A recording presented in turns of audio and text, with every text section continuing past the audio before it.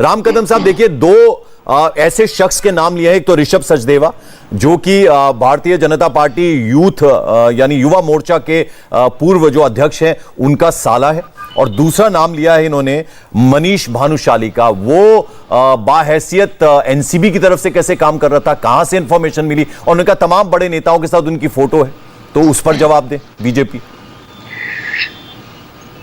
देखिएगा पंकज जी, आरंभ में यह बता दूं कि मनीष भानुशाली या कोई अन्य व्यक्ति जो देश हित में कहीं पर ड्रग का नेक्सस है, तो उसकी यदि इंफॉर्मेशन एनसीबी को देता है तो सारा देश उस बात की प्रशंसा करेगा।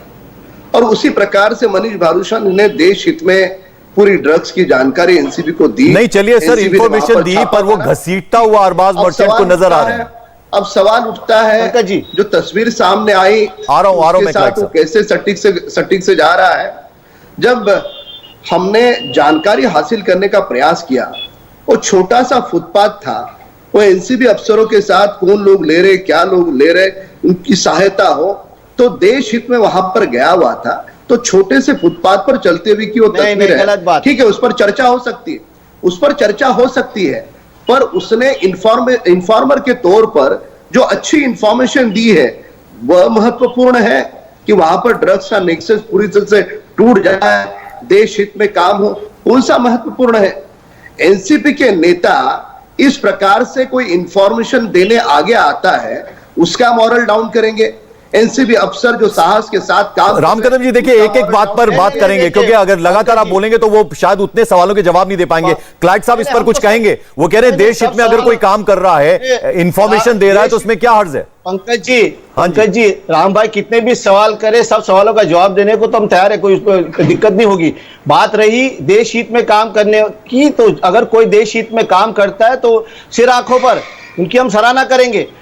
ऐसा कौन व्यक्ति है जो एनसीबी का काम खुद कर रहा है और ये कह रहे हैं कि फुटपाथ छोटा, तो आइए, आपके तो पत्रकार हमारे वहां आते ही है उस तरफ, एनसीबी मुंबई की तरफ, तो आइए देखिए वो फुटपाथ कितना छोटा बड़ा हो, तो चलो छोटी बात है, वो बच्चे की तरह हम डिस्कस नहीं करें फुटपाथ छोटा है बड़ा। बात मुद्दा ये है कि कोई व्यक्ति, सामान्य आदमी अगर एनसीबी के हिसाब से काम करके किसी को घसीट कर खींच कर ले जाकर वहां अगर एनसीबी ऑफिस पे जाकर नियम में और कायदे में बैठता है। दूसरी बात, जो गोसावी है, वो गोसावी फ्रॉडस्टर है, उसका फेसबुक प्रोफाइल देखिए तो वो एक प्राइवेट डिटेक्टिव कहता है, बंदूक लेकर फोटो दिखाता है और उसके नाम पर केस दर्ज है पूना में।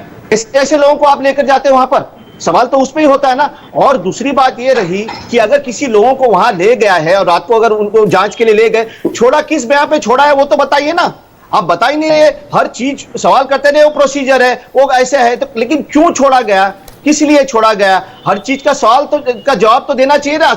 अगर किसी ने सवाल किया है तो जवाब दे दीजिए, गलत बात है तो हम गलत सिद्ध हो जाएंगे और सही है तो सही रहेंगे, डरते किस बात के लिए। राम कदम जी जवाब दीजिए, राम कदम जी जवाब दीजिए। देखिए आज जब नवाब मलिक साहब ने प्रेस कॉन्फ्रेंस की तो उन्होंने जब जी ऋषभ का जिक्र किया तो उन्होंने कहा बाकायदा जो है 3 लोग जो है बाहर निकलते हुए नजर आए, जिसमें चाचा और पिता जो थे वो ऋषभ के साथ, ऋषभ सचदेवा के साथ बाहर निकलते हुए एनसीबी के दफ्तर से नजर आए हैं। पहले इनकी बात का जवाब दूं कि इन्होंने किस पर कहा कि कोई जो साथ में था उसके ऊपर कोई चीटिंग के चार्जेस है।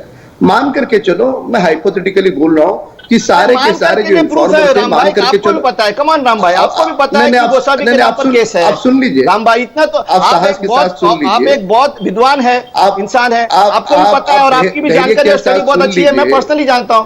क्या वो गोसावी, राम भाई गोसावी के ऊपर केस है कि नहीं, आप बताएं पहले। वो आप धैर्य के साथ सुन लीजिए, मान करके चलिए हाइपोथेटिकली है, वो होने से, अरे हाइपोथेटिकली नहीं राम भाई, हाइपोथेटिकली आप बोलते समय मैं मौन था, आप बोलते समय मौन था, ओके, हाइपोथेटिकली मान करके चलो है, वो होने से न होने से उन्होंने जो ड्रग की इंफॉर्मेशन दी है और वहां पर ड्रग जो मिला है, क्या इस बात को एनसीपी नकारेगी?